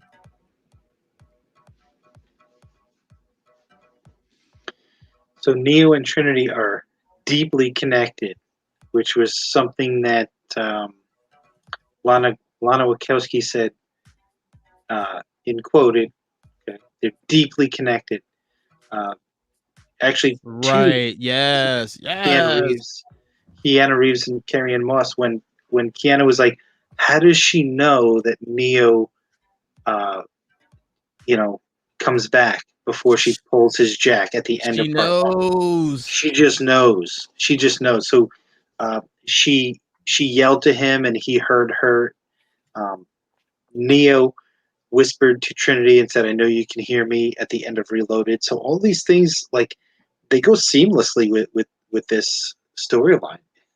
Right. And it also even speaks to when people critics talk about how, the love story in the original Matrix is weak and blah blah blah. Well, it's allowed to be weak because they're programmed to love each other. Like, they don't have to go on dates, they don't have to make date night or snuggle time. They already are connected. Snuggle time. They had snuggle time. Beginning of Reloaded. Oh, right. And after and after the rave, Yeah. They makes times for it. Stephanie asked, did the architect know Neo and Trinity were hybrids or just the Oracle? Would the architect have found out later? No, the architect knows, because when you break down his speech, that's I believe I went in detail in the Holy Trinity video. He tells us this if you actually break down what he's saying. So the architect is well aware of the situation. And then what's 695 say? 69.5 says Morpheus was probably told that story from the Oracle. I mean, everything else comes from her manipulation. So yeah, that's a great point about what we were saying in terms of him explaining the prophecy and how that can contradict what actually happens to the one, or the previous versions of the one. That is, if the previous versions of the one return to the source and the Oracle left that out or just told him something untrue altogether. Now, in my experience with the Oracle, at least with the dialogues that we have from her from the game and from the movies, I'd even go as far as saying that she probably just equivocated like usual, and whatever humans at the time filled in the gaps. I was actually thinking the opposite. I was thinking that if my idea is somewhat correct, that Neo lived for a while in Zion while it was growing and then died, there would be some stories about him, and then the Oracle comes and frames them for Neo, or frames them for Morpheus. See, my only beef is just that I don't, at least like I said, from what we've seen, I don't see her just flat out lie. Like, she'll let you believe something, she'll let you say something, but when I go to look for an Oracle just straight flat lie, I'm hard pressed to find one.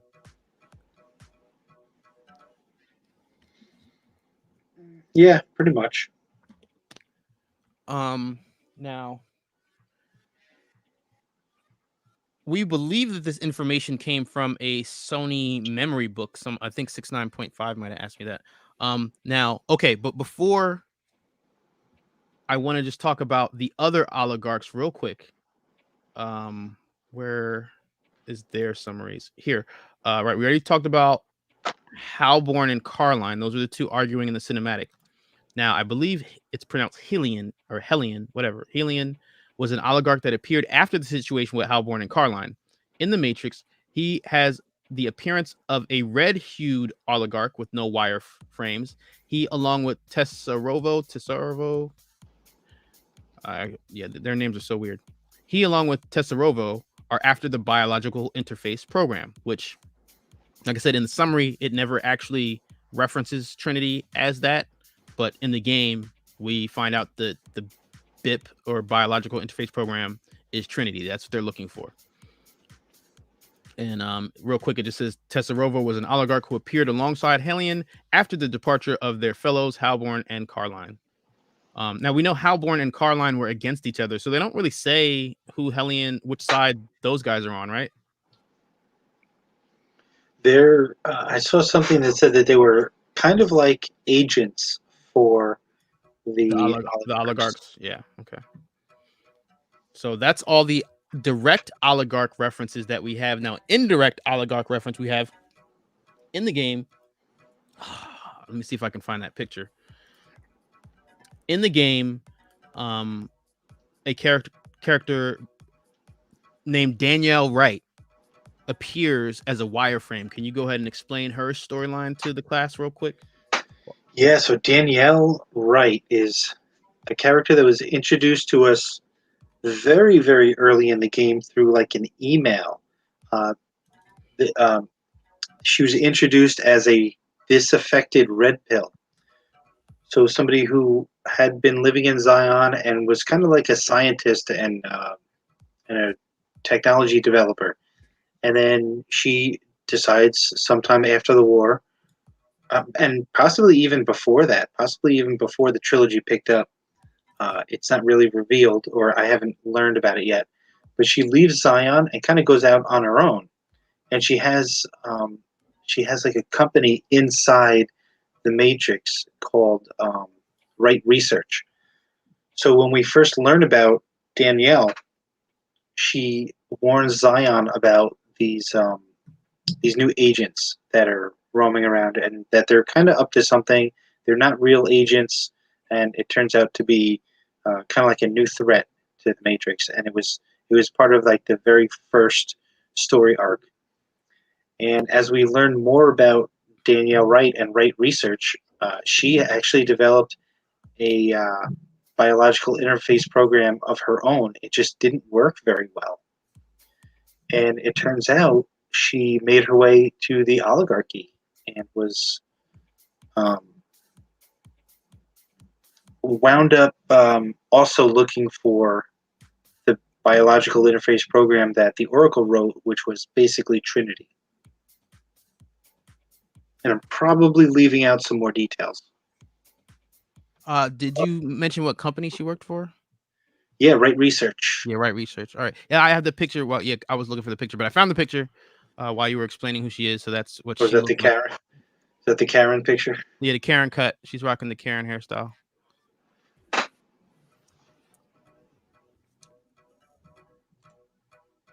Yeah, that's it. Oh, there's a correction here. 69.5 says I didn't say lie. I said manipulate, and that's what I'm saying. I can co-sign to that. Like I said, she can equivocate like no other. Yeah, it's like you don't know what her end game is. So was she just bored from watching the same TV show 6 times?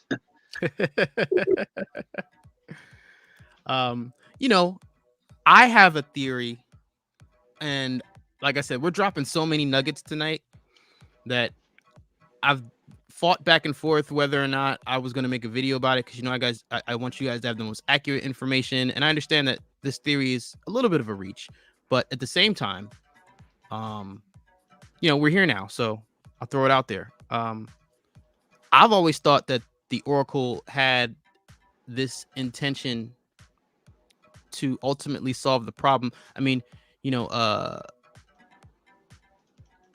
the architect describes her as an intuitive program, to investigate the human psyche, right? Yes. But he also, in that he's basically telling us that she was repurposed.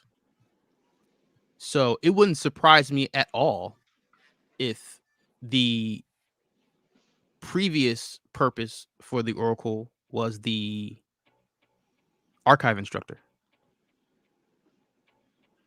The archive instructor? The narrator for the Second Renaissance, and what was the other episode that she talked? World Record. Oh yeah. And I say that because at the end, possible. you know what I mean? I say that because at the end of the Second Renaissance, you have her, in that moment where, that final shot where it pulls out of the power plants, she shows that sympathy, that empathy, and that's kind of where I made that connection. Like I said, I get it that there's no evidence, there's no, it's a reach, but I could definitely see that being part of her role investigating the human psyche and, being the,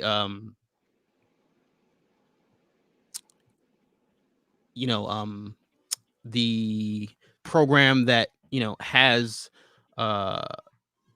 the most access, or rather, I'm trying to word this the way, if she's investigating the human psyche, then of course, she's going to reference the past, and it wouldn't surprise me if that was part of that job. But anyway, like I said, it's based off of that little bit of frame at the end of Second Renaissance, and just that like nurturing moment that you see there, and then she's got like the whole grandma vibe coming into the actual Matrix films, and then you have the architect saying that she was repurposed. So yeah, I'll just put that out there in here. What else? Yeah, then that's a good image. I'm gonna grab that. I'm gonna post that image of our narrator carrying over the pods like that.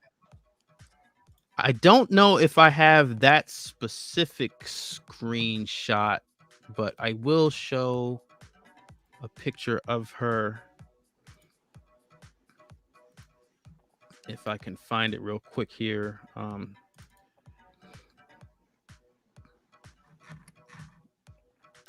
I have it. Here we go. Am I sharing my screen? Nope. There you go. So, well, that's her hands on the child in the pod.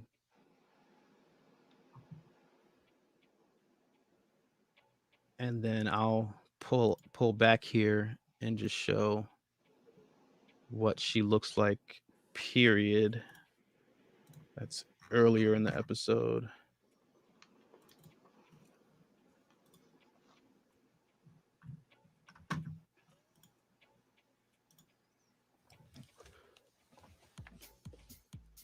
And in that Animatrix video breakdown of the Second Renaissance, I spoke about where the inspiration of that design came from.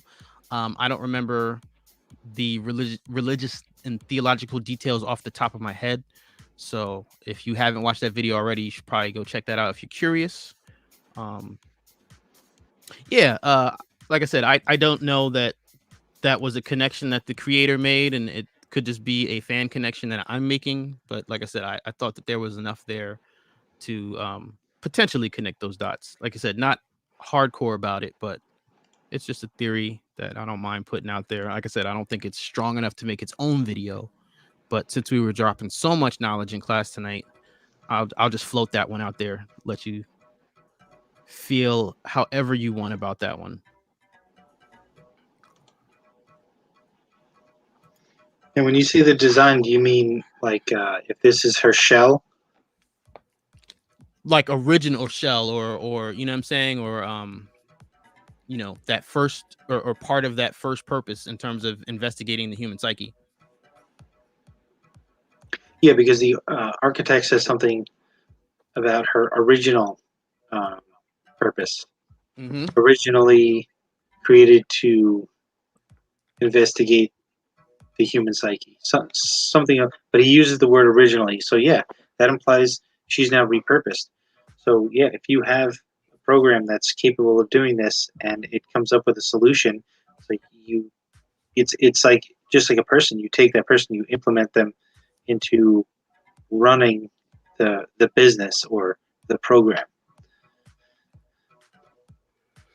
Yeah, and you know, the cool thing for me with that is, you know, like I said, there's no concrete evidence, but I don't see anything that makes it contradictory to anything. You know what I mean? Like I don't feel like it's like problematic like MIM or, you know, other things out there. That's my whole thing. Like I always encourage people to, you know, make their own connections and come up with theories. That's the fun of this franchise, is that you get to, like, I feel like in many ways there's this like choose your own adventure factor that is unique to this series.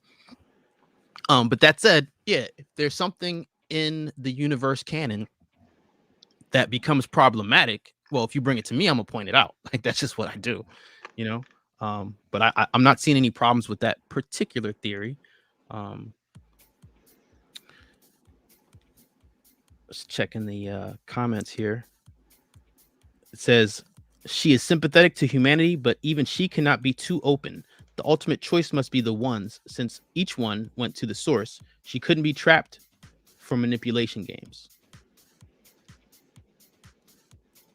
And this comment says, I personally had the feeling that Oracle likes humanity to some degree, even after the discovery that she is part of the whole plan of the machine. I think. No, I totally agree. You know, and Reloaded, she specifically says, for what it's worth, you made a believer out of me.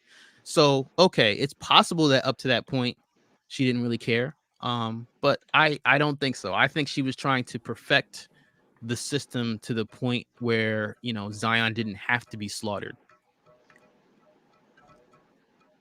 What are your thoughts on that, V? So I think similar to people, the Oracle is going to gravitate towards something that makes her, I guess, excel or makes her special. So in the machine world, she is the expert on the human psyche, predicting their unpredictable behaviors and eventually controlling or manipulating their behavior. So why wouldn't you gravitate towards that? That's probably why she is throwing this entire cyclical system into a tailspin, because she can control it. She's like battling for control over the matrix and the life force for the machines with the architect. It's something that really only she can do. Otherwise, somebody else would be, I guess, um, advising the architect as to how to improve this system.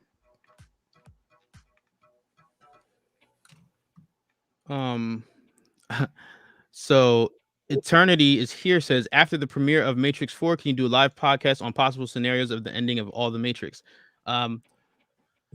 What I will say is when the Matrix 4 comes out, we're definitely going live. Now, I don't know your schedule, especially what your travel schedule might be like that night, V, but I definitely am down for a late night the night before. I'm just floating that out there live, but we'll figure out all that out as we get closer. Speaking of though, right, because everything's cool on the registration, right? Yeah, you fixed all that. It So is. yeah, so real quick, last call to sign up for the Project Matriculated VIP list. And by last call, it could be a couple days, it could be 1 week, but it's probably not going to be longer than that. So if you wanted to sign up, if you're interested in that, now's the time. And like I said, last call on that. The link, I'll put the link in the description of this video. It's in the description of, I think, pretty much every video. And we both tweeted it out. So make sure you're following us on Instagram and Twitter for those kind of updates. Is there anything that you wanted to share with the class before we wrap up? Because we did hit the 2-hour mark here, or we're about to hit the 2-hour mark here in like 10 seconds. But is there anything you wanted to share? Yeah, follow me on Instagram. That's the hub for all of my online activities. and that is Instagram at VesuviusMXO, just as my screen name appears here. And I do have a YouTube as well. So if you're interested in checking out any of my videos, click on it. And I got some merch available too. Got a cool Matrix Resurrections Old English T-shirt design that's up right now. Very nice, very nice. And I'm definitely looking forward to that fan story you got coming out. And yeah, man, like I said, we dropped a lot of golden nuggets in tonight's broadcast. You know, and I know, you know, like I said, we hit the 2-hour mark, but we really covered a great many things. And you know, I had fun. I think you know, I know some people have said that, you know, these are kind of long, but you know, that's my whole thing. You know, the information is free. You can always check the playback. You can always, you know, listen in your car, or you know, in your Bluetooth earbuds, or you know, if you don't get to hear it all in one shot, you know, come back and check it out. But I feel like it's definitely worth listening to if you are a hardcore Matrix fan. If you want to know all there is to know about the Matrix universe, this is your number one shop. I always want to thank you, Vesuvius, for being you know, my partner in all this, and just sharing all of your immense Matrix Online knowledge with us, because you always remember things that I would have never remembered.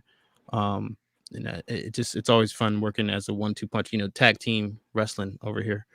But yeah, like, subscribe, take the yellow pill if you haven't already. If you haven't already, you're crazy.